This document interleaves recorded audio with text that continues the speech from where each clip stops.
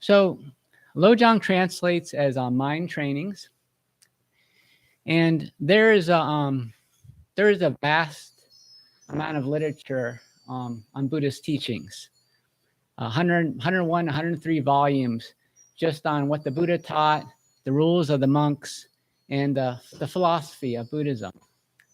Then there's another 200 volumes on commentaries on those 100 volumes. And the commentaries are, Chinese, Japanese, Tibetan, Indian. So there's a lot of literature there on Buddhist teachings. And the idea between the chants is that different monks over the years, 2,000 years, have taken their study of these teachings and turned them into these summaries, these like short summaries, okay? And so the ideas with the, say, for example, this 8 verses on mind training, this is a summary of 54 slogans from Lojong, okay? And those 54 slogans are really short, like one sentence each. And those are summaries from this other, vast history of commentaries and teachings of the Buddha. So sometimes these things might be a little bit opaque, but I think the point is that we're supposed to read them. In best case scenarios, we're going to memorize them and we're going to recite them. And over time, as we learn more and more about Buddhism, the different meanings of these slogans or these verses will come clear to us, okay? But in the beginning, that might be a little bit opaque and difficult to understand, but just be aware because of the history of them and what they are that kind of makes them like that, okay? So I will start the chant with 3 sounds of the bell, and then we'll do a bell sound before each one of the Lojongs. And I'll introduce them verse 1, verse 2, because there'll be a little bit of a pause in between each one. So, when people will be coming in and out, and so as people come in, they'll know what verse we're on. It'll be easier for you to follow along as well, I think. And then when we complete these, we will go right into silent meditation, and I will signal the end of that at 10 o'clock. And then we'll do incense lighting, and we'll start the more formal service.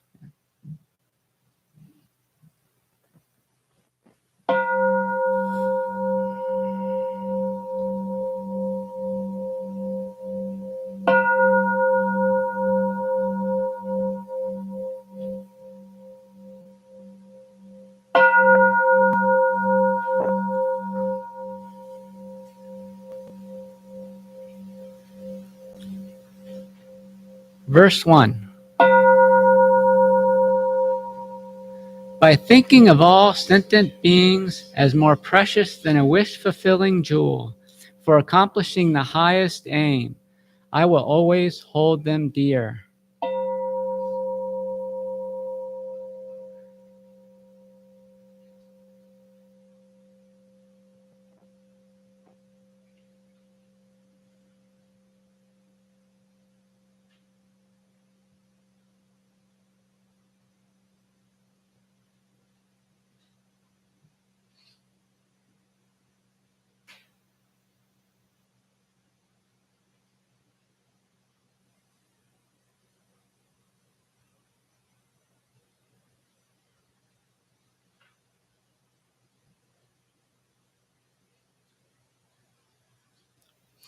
Verse 2.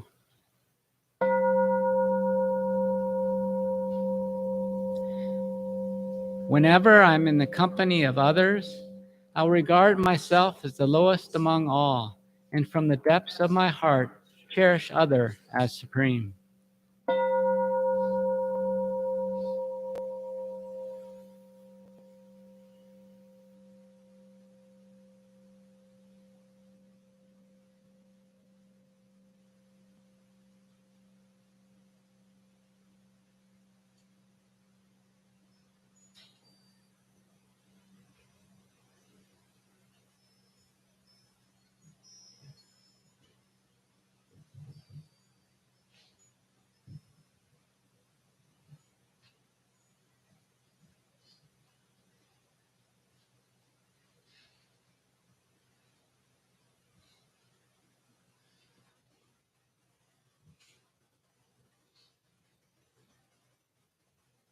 Verse 3.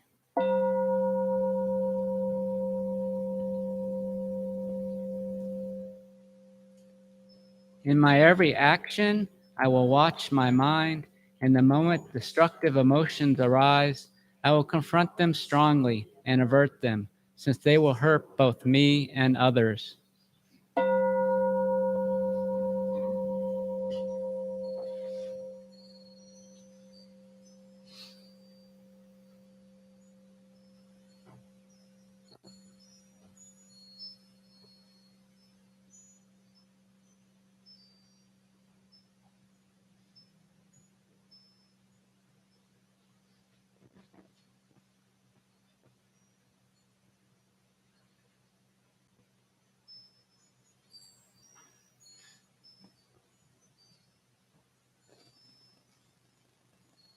Verse 4.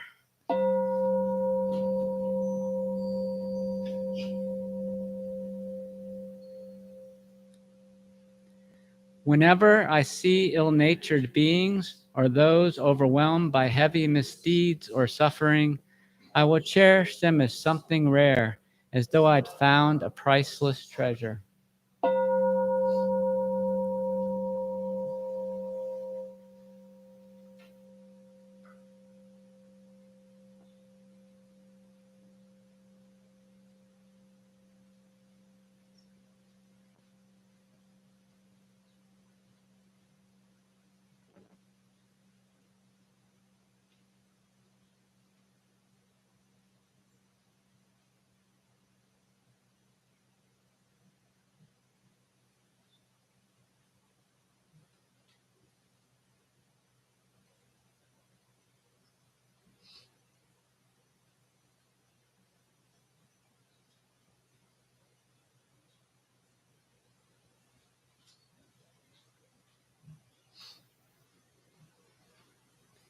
Verse 5.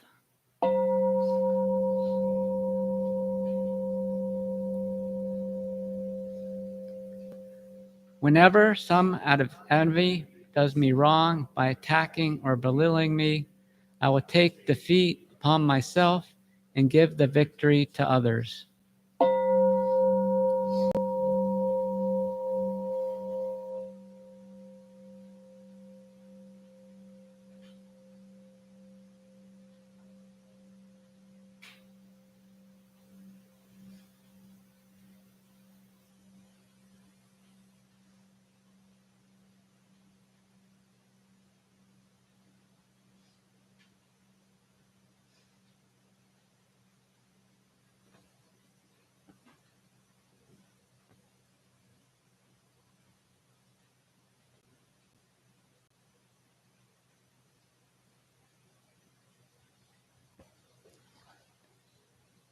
Verse 6.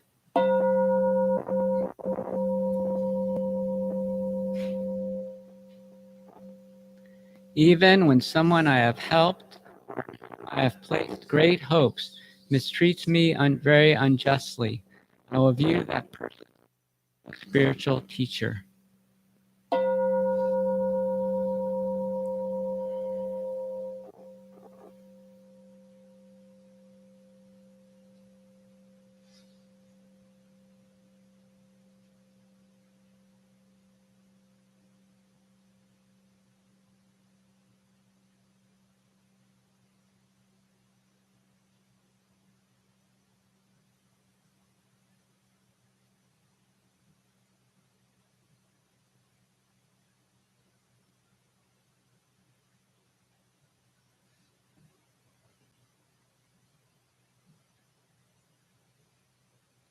Verse 7.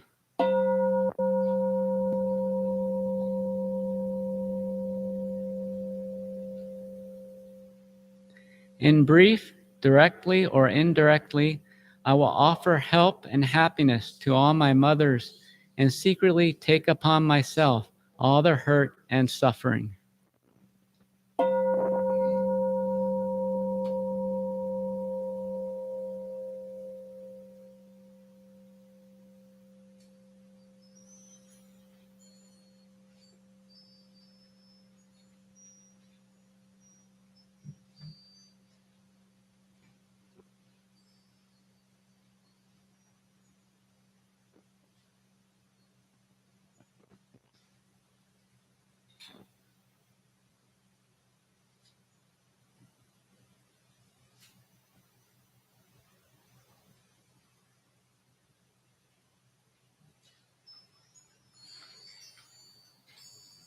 verse 8.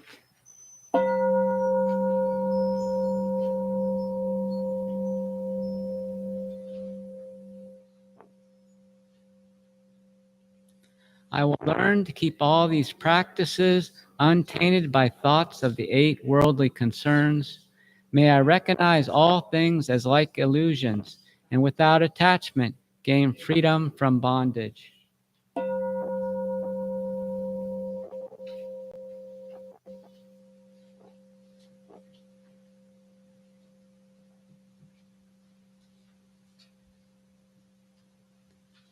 We will have silent sitting for the next 15 minutes. There are handouts for the talk up at the front if you didn't get one.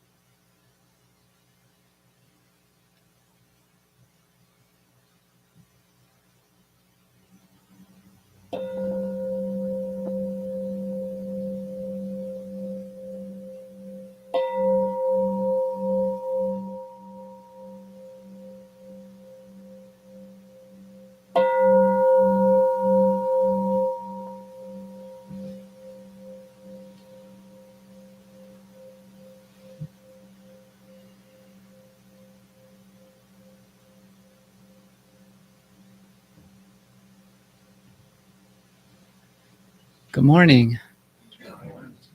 I wonder if I might have two volunteers who could light the incense, two people that have lit it before.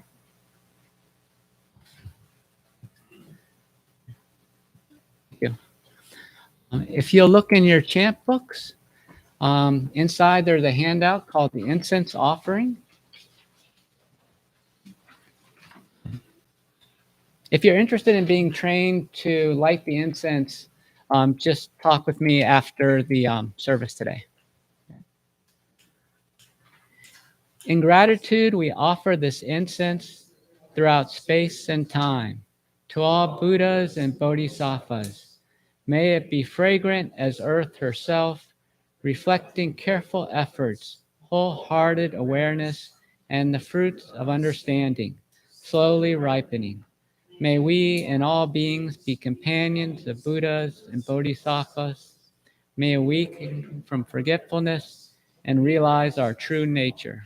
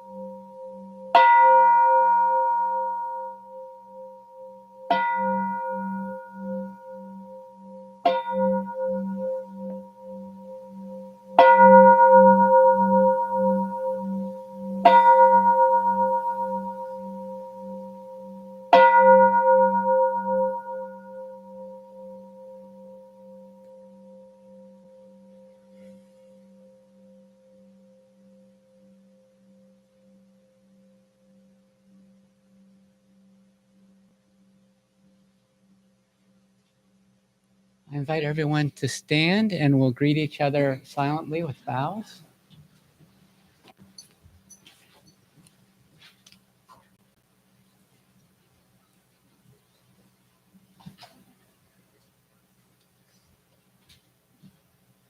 And remain standing. And your chant book, page 7, we'll be doing the 3 refuge vows together.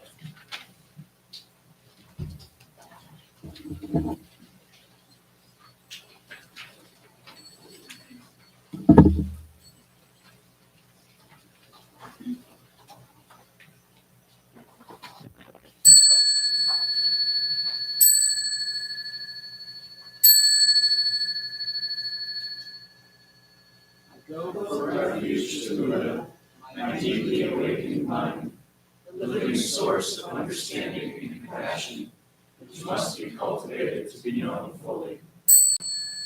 I go for refuge to Dharma, the path of mindful living, leading to healing, joy, and enlightenment, the way of peace, which must be cultivated to be known fully. I go for refuge to the Sangha, the loving and supportive community of practice, realizing harmony, awareness, and liberation, which must be cultivated to be known fully. I am aware that the 3 jewels are within my heart. I vow to realize them. I vow to understand living beings and their sufferings. I vow to cultivate loving kindness and compassion, and to practice joy and equanimity. I vow to live simply and sanely, content with few possessions, and to keep my body healthy. I vow to let go of all worry and anxiety in order to be light and free. I am aware that I owe so much to my parents, teachers, friends, and all beings. I vow to be worthy of their trust, to practice wholeheartedly, so that understanding and compassion will flower, and I can help living beings free from such suffering. May the Buddha, the Dharma, and the Sangha support my efforts. May the Buddha, the Dharma, and the Sangha support my efforts. May the Buddha, the Dharma, and the Sangha support my efforts.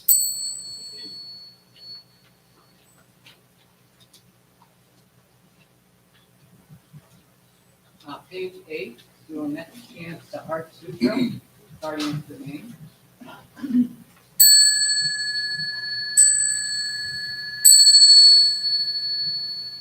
Dhamma Prajna Paramita Hridaya Sutra.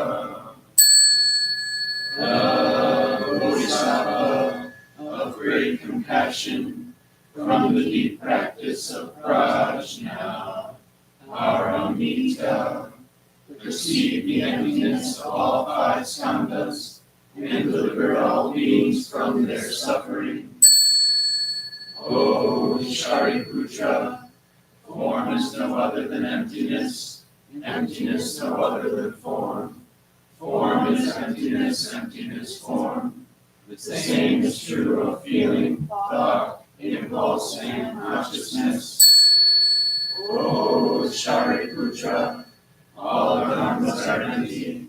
They are not born nor annihilated. They are not defiled nor immaculate. They do not increase nor decrease.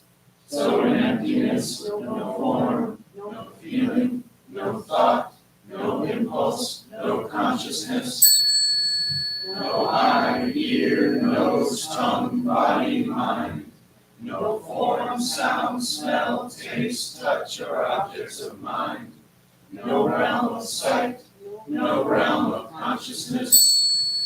No ignorance, nor extinction of ignorance. No old age of death, nor extinction of death. No suffering, no cause of suffering. No cease from suffering. No path to lead out of suffering. No knowledge, no attainment, no realization, for there is nothing to attain. The Bodhisattva holds on to nothing but prajna, paramita. Therefore the mind is clear of any delusive hindrance. Without hindrance there is no fear. Away from all perverted views, one reaches final nirvana. All goods of past, present, and future, through faith in prajna, paramita, attain to the highest perfect enlightenment. Know then, the prajna, paramita, is the great Dharma, the radiant fearless mantram, the utmost supreme mantram, which is capable of allaying all pain. This is true beyond all doubt. Proclaim now the highest wisdom, the prajna, paramita, gate, gate, paragate, parasamgate, bodhisvaha, gate, gate, paragate, parasamgate, bodhisvaha, gate, gate, paragate, parasamgate, bodhisvaha. Dhamma prajna paramita hridaya sutra.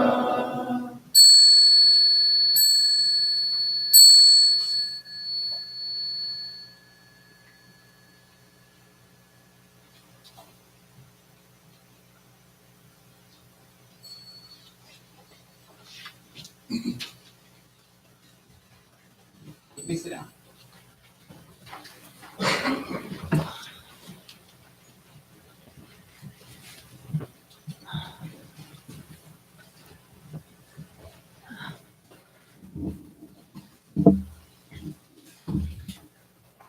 Like I said, today's Dharma talk, the mutual supporting rings of the Eightfold Path. There is there was a handout. They might have all been handed out, but if you wanted to reference the handout, they were available up there at the front. If you just raise your hand up, she can hand you one.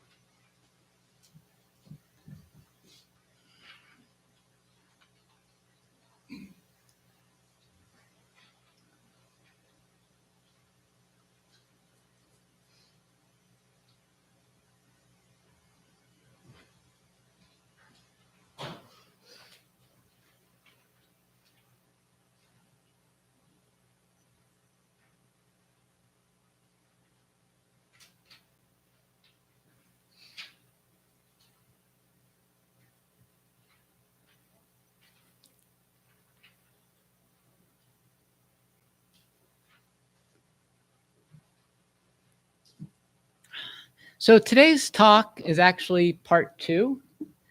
I will review a little bit of part 1. And part 1 is also available on our YouTube site. Like it was the talk that I gave last month. Okay. So this talk is about the Eightfold Path. The Eightfold Path is the fourth noble truth in Buddhism. The Four Noble Truths is traditionally thought of as the first teaching that the Buddha gave. Okay. So just to review, the first noble truth is that life is characterized by suffering or dissatisfaction, or maybe even just stress, okay? Something we all experience every day in our lives.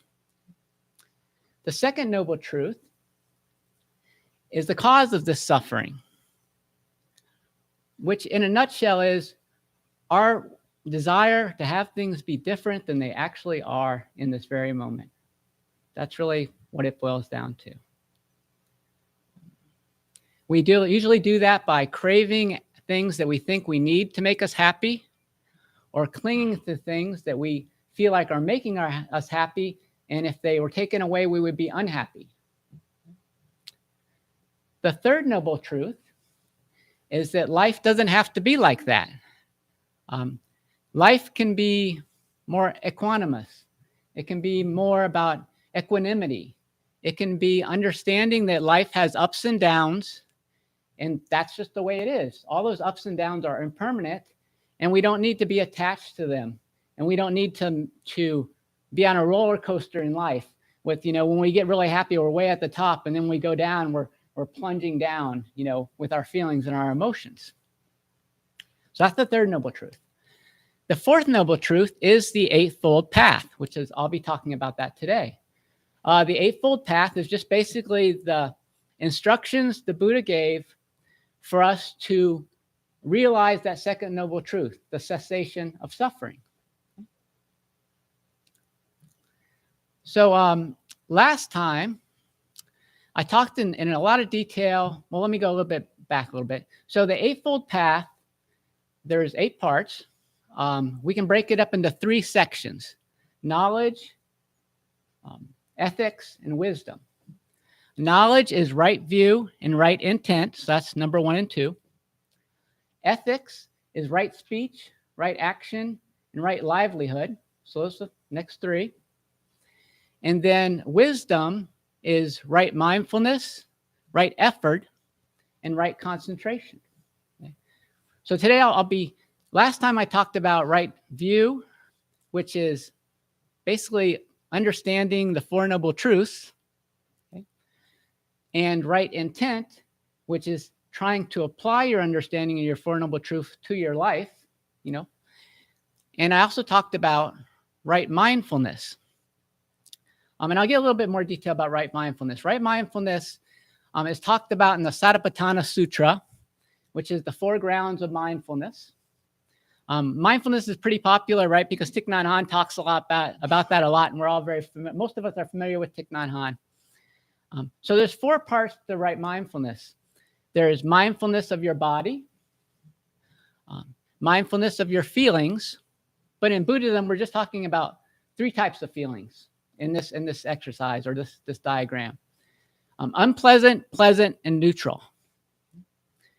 The next is mindfulness of your mind states. Am I angry? Am I upset? Am I tired? Am I sleepy? So on. And then the 4th one is mindfulness of objects of mind. And what this really applies to is understanding our mind states and thinking about which mind states are going to help our spiritual practice and which ones are a hindrance. And then once we understand that, making a choice to work with those hindrances so that they can become part of the spiritual path. Okay?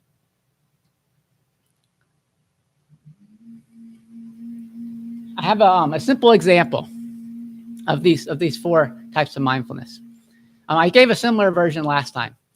And say in the morning, you get out of bed and you realize that your shoulders, and this happens to me all the time, my shoulders and my back, I'm sore. I didn't sleep in a good position. I'm sore when I get out of bed. And I realize that. That's mindfulness of your body, right? You're aware of the state of your body in that particular moment. As I get about my morning and start getting dressed, I notice that the soreness is unpleasant, uncomfortable. That's mindfulness of feelings. Okay, so I'm taking something in my body and I'm identifying a feeling, positive, negative, or neutral associated with that. Probably my shoulders and my back are unpleasant, but most of me is pretty neutral. Okay. The next one is objects of mind. If I decide that this unpleasantness in my back and my shoulders, if I notice that that's starting to make me a little bit upset, a little bit agitated, maybe I don't have very much patience because of that soreness, that's mindfulness of my mood. That's mindfulness of mind. And then the 4th one is if I come to that awareness that this soreness is causing me to be agitated, and I decide that this agitation is not going to be really helpful to my day, it's not going to help me have a good day at work. This agitation might overflow into other people.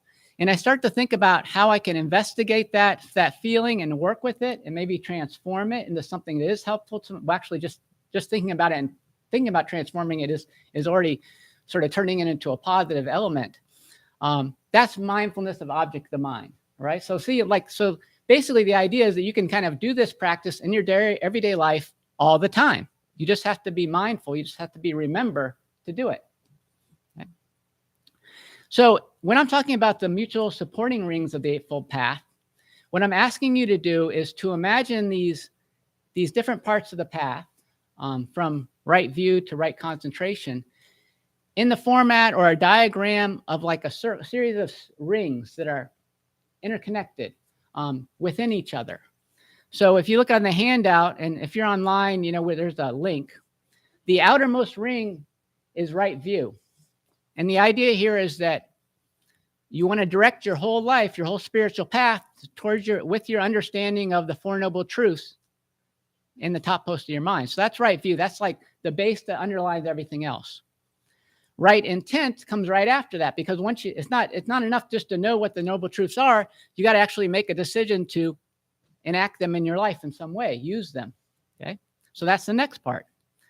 Then right after that, I put in mindfulness, and this is kind of a change in the traditional way we think about the Eightfold Path, because usually mindfulness is associated more with the wisdom and concentration.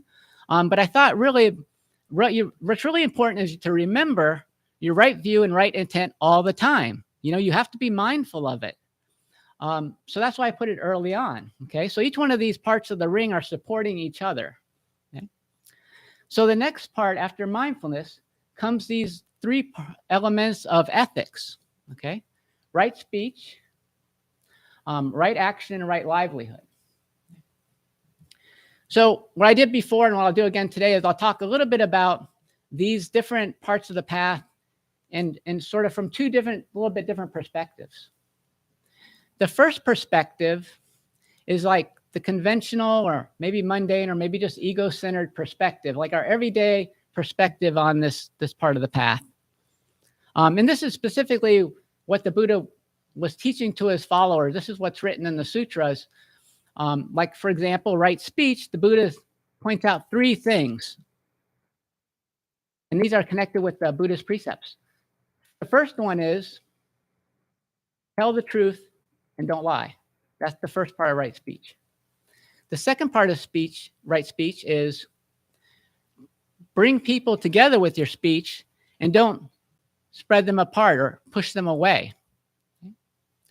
And then the third part of right speech is to speak kindly to others and not harshly.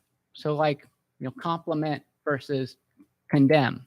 Okay, we're going to put everything in dichotomies like that.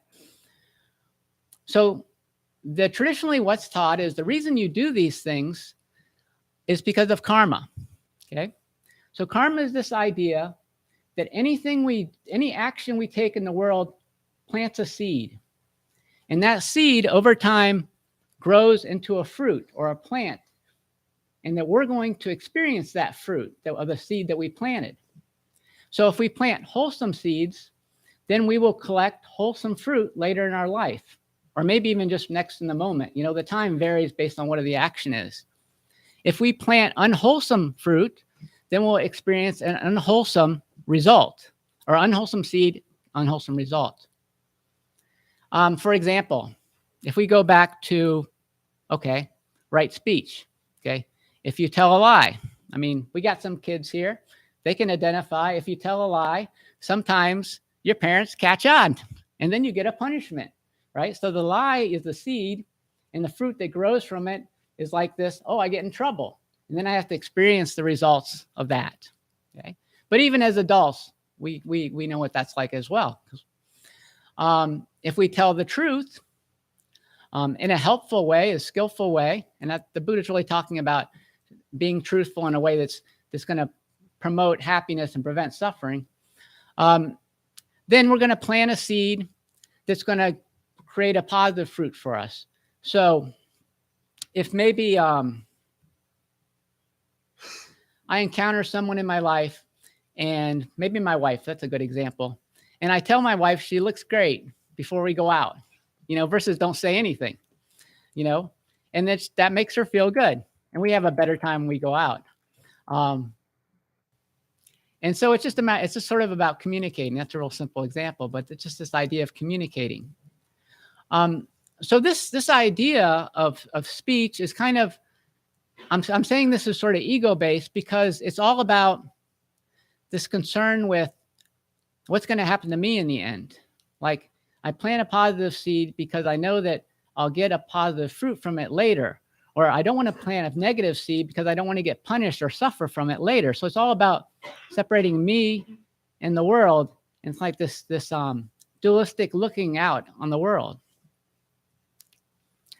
So I wanted to introduce a different way of looking at these ideas. If we go back to the second noble truth, the truth of suffering, the suffering is caused by our wish to be things to be different than they are. Suffering is caused by us craving for things that we think will make us happy and clinging to things that we think we have to be happy. The base cause of that is in ignorance. And the ignorance is that we believe that we are separate from the rest of the world, that we are here, and then here's the rest of the universe, and we're like interacting with it. But the truth is actually that we are interconnected, or like Thich Nhat Hanh like to say, interbeing with the rest of the world. That because of the cause and conditions that allow us to be a human being, the causes and conditions of our parents meeting, the causes and conditions of life evolving on Earth over billions of years, the cause and the conditions of the Earth actually existing because of the Big Bang, right? All those things mean that we're all connected. We're all part of the same stuff. Shin-Kyu talked about this with his talk last week, that we are, because of causes and conditions, we all exist, and those causes and conditions are all interconnected with each other.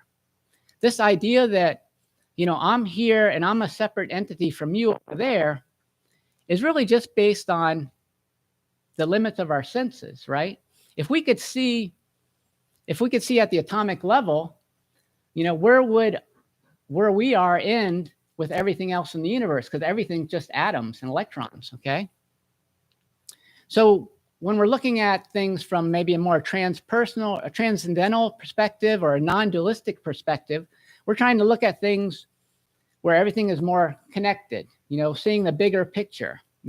Maybe in our day-to-day reality, we're still seeing different people and objects and things like that, but there's this deeper truth underneath that. So if we think about that, the deeper truth, and we think about right speech,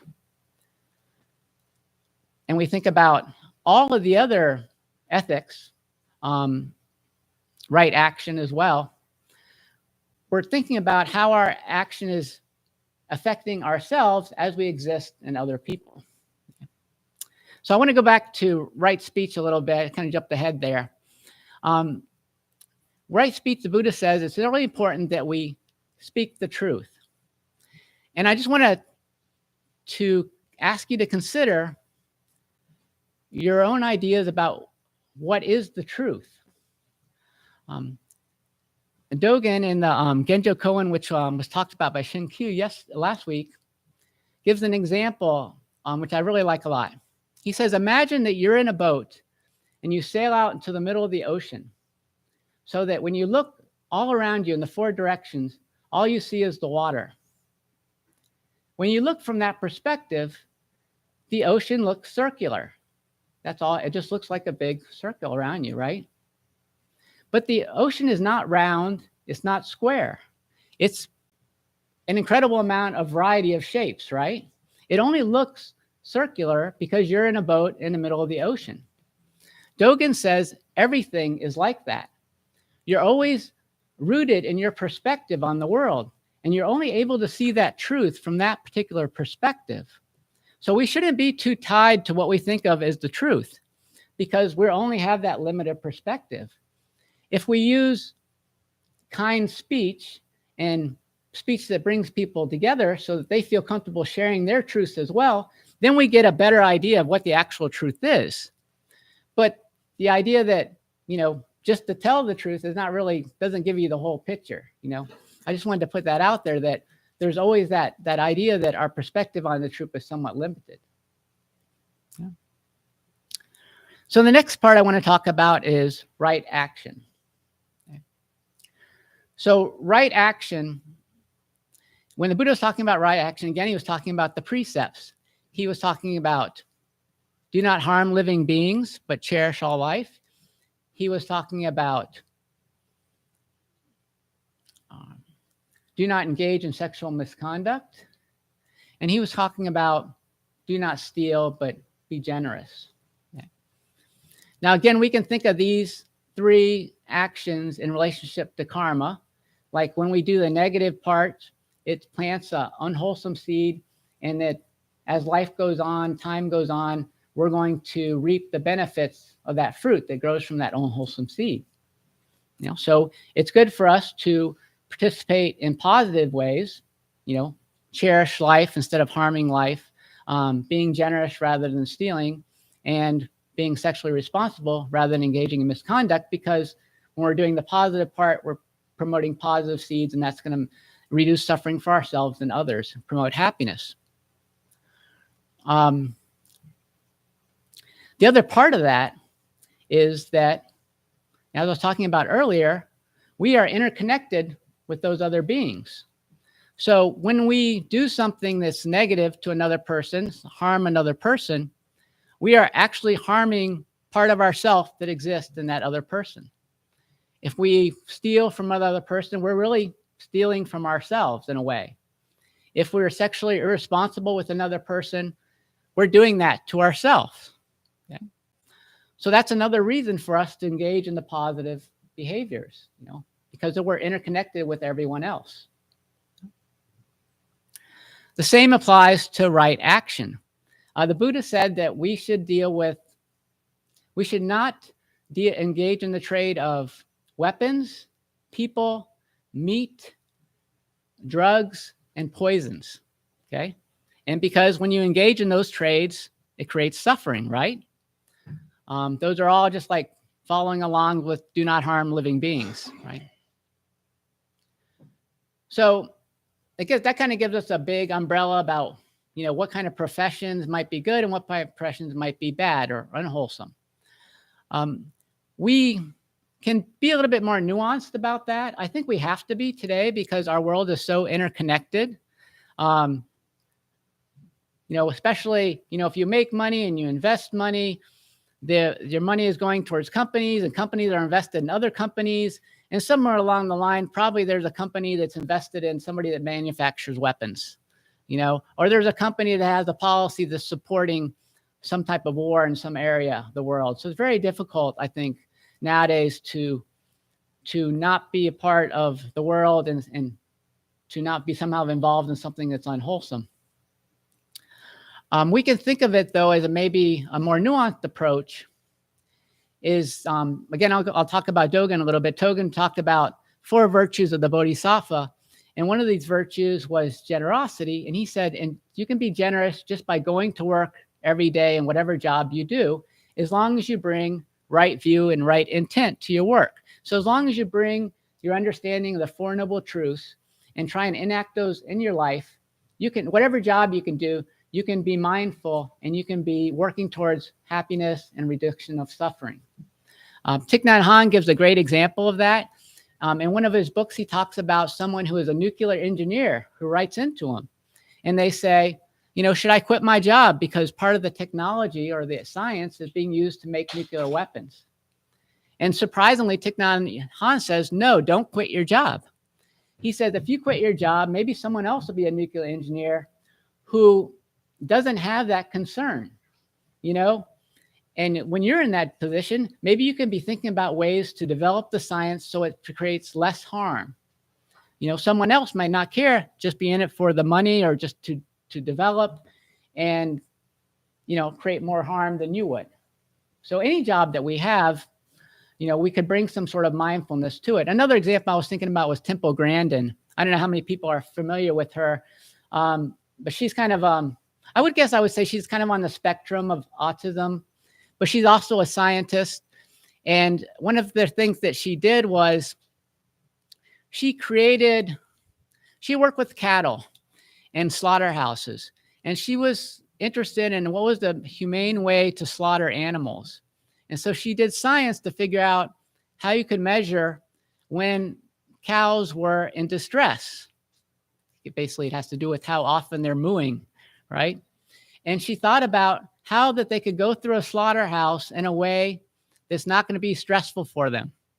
And the idea is that they go in a circle like they're going home. And eventually, and also she talked about how to kill the animal at the end so it didn't cause suffering. So here she's working with something that's, pretty straightforward, like, oh, that we shouldn't engage in that. That's involving meat and it's also involving harming. But she was able to bring a mindset to that career, which actually reduced the suffering for the animals that were involved in it. So I like that a lot. So just consider that when you're thinking about your livelihood. So the next section, or the last section of the Eightfold Path, I'm going to try and kind of wrap things up here before going too long, is right mindfulness, right effort, and right concentration. We already talked about right mindfulness, so we'll just put that aside. Right effort, when the Buddha is talking about right effort, he's really talking about how our mind is shaped by our thoughts. And he's talking about 4 things. How do we maintain thoughts that are wholesome? How do we release thoughts that are unwholesome? How do we generate thoughts that are wholesome?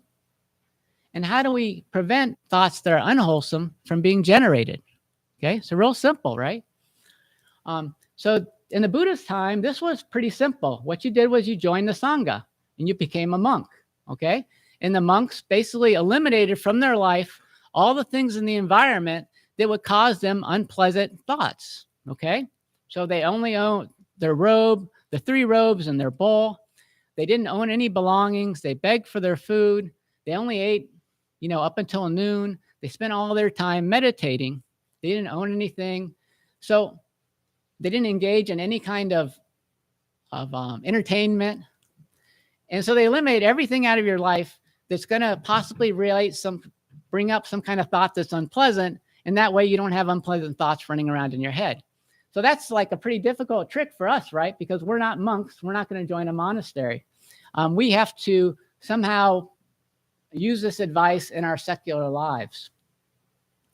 So the way you can do this is to basically, you're going to guard the sense doors. The sense doors are your senses. Your sense of taste, touch, smell, thoughts, hearing. Those are your senses. So you take mindfulness, which we talked about, and we think about what are we interacting with in our environment on a daily basis, and we start evaluating it. Is that going to be mindful? Is that going to be helpful or unhelpful to my spiritual practice? And if it's unhelpful, can I cut that? Can I cut it out? And if I can't cut it out, can I work with it, transform it so it can become helpful? Okay. So this is like a lot of work, right? But it's a lot of work to become a monk also. So I think this is a little bit easier. So you're going to basically create your own personal practice, your own personal monk practice, based on how you live your day, what you watch on TV or don't watch on TV, what you look at on the internet, don't look at on the internet, what kind of speech you have with other people. What do you listen to when you're listening to things? What do you read about? All those things. In 5 mindfulness trainings by Thich Nhat Hanh, which we chant, he talks about all those things can be toxins for your system. Okay? And the reason you do this is because this helps you develop your right concentration. When Buddha talked about right concentration, he said, go to the forest, go to the roots of a tree, go to an empty hut and meditate. Okay? So again, he's talking to the monks, right? We're not going to do those things, but we're going to probably find a quiet place in our house. So that's the first instruction, just find some place quiet. The second instruction is to quiet your mind. And that's where the right effort comes in. By using right mindfulness to examine your life and to figure out what in your life is causing you with unpleasant thoughts, that's quieting down the space. That improves your meditation practice. So I'm going to go ahead and wrap things up with an image.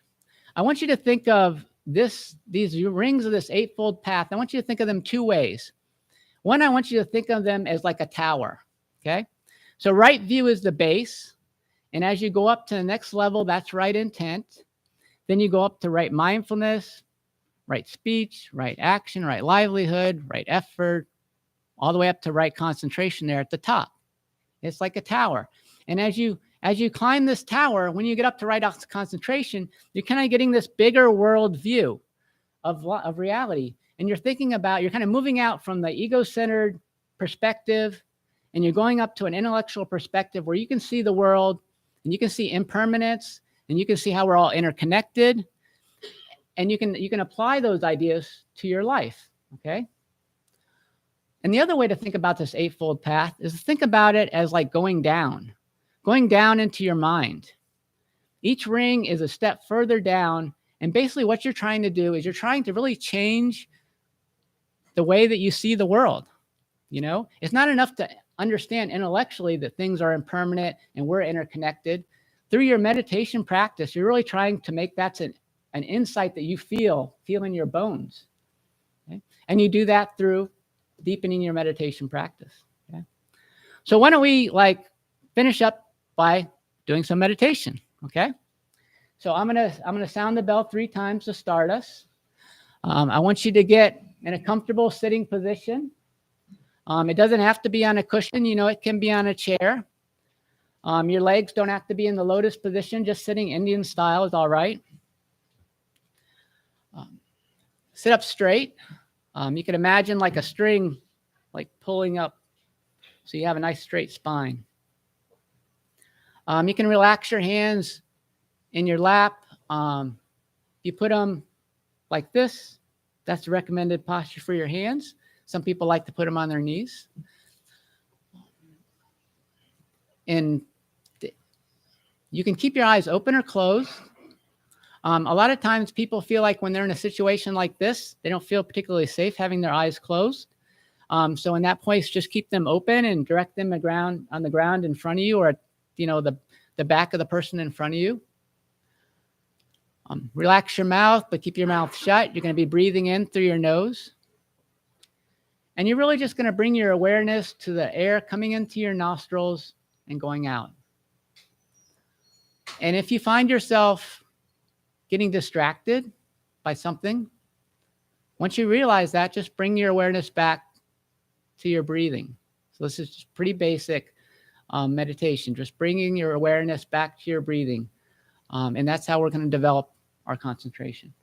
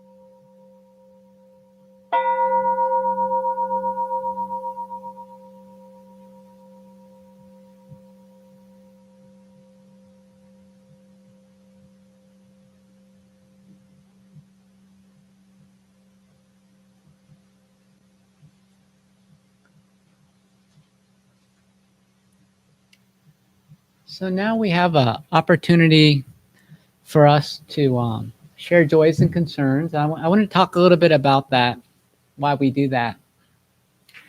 So in Buddhist practice, one of the qualities that we try and generate to help our practice, called the four immeasurables: loving kindness, compassion, sympathetic joy, and equanimity. Loving kindness is wishing happiness for others. Compassion is wishing the end of suffering to others. Sympathetic joy is sharing in the happiness of others.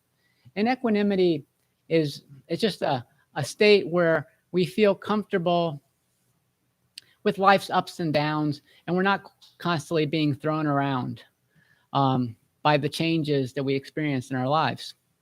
So this when we're sharing our joys and concerns, is an exercise for us to experience the joys of other members in the Sangha and share in that happiness, to share in the difficulties and struggles that other people in the temple are having, and then to kind of sit with that and develop some equanimity around that.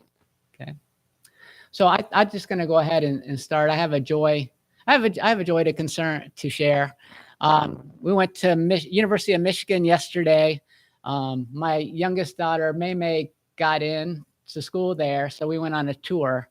And the joy is, that she is done really well, and she got accepted to Michigan State at U of M. So now her big struggle is, which one am I going to go to? So that's like a good problem to have. So we went there yesterday, and that was enjoyable to do that. So I want to share that. Thank you. So if anybody else would like to share a joy or concern, just raise your hand. Just kind of keep it short. After we share all the joys and concerns, we'll have a minute just to kind of sit with that.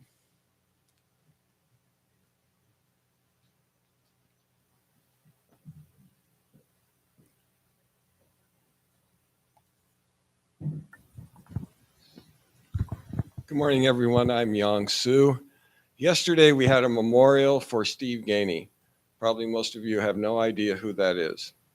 He was at the temple from pretty much the beginning. He kind of dropped away in the last couple of years after the pandemic. He was a sweet and generous and wonderful bodhisattva. He touched the hearts of many.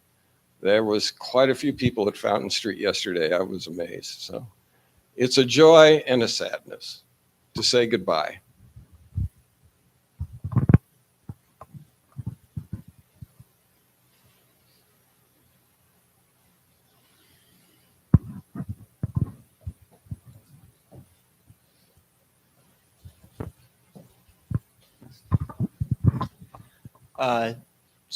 Kind of a joy and a concern. I passed my general contractor's license yesterday. So that's very exciting, but I'm also one step closer to leaving my day job and starting my own thing. So that's also terrifying at the same time. So I'm excited and scared.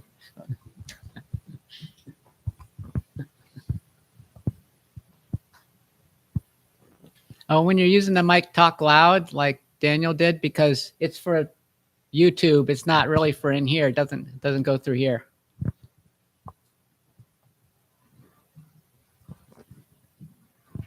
Any others? All right. Well, we'll just sit with that then for a minute.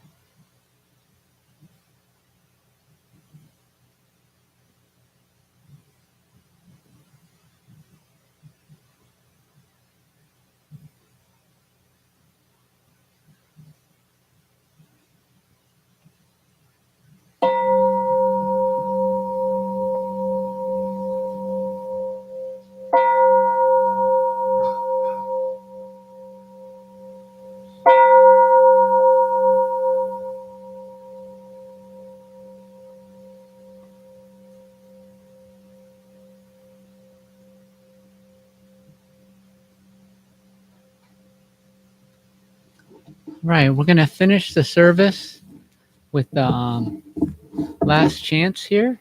And if you turn to your chant book, look on page 9. Please stand.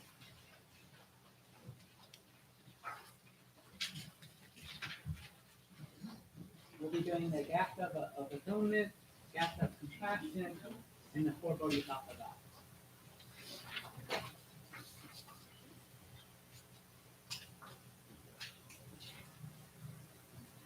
For all unskillful actions ever committed by me since of old, on account of my beginningless greed, anger, and ignorance, born of my body, mouth, and thoughts, now I atone for them all. Vast is the robe of compassion, a formless field of benefaction. I wear the Buddhist teachings for the benefit of all sentient beings. All beings, one body, I vow to liberate. Endless blind passion, I vow to uproot. Dharma gates without number, I vow to penetrate. The great way of Buddha, I vow to attain.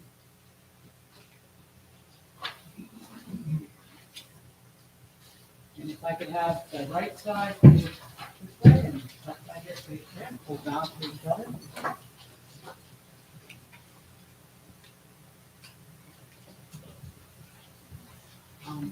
That's the end of our service. If you could please leave the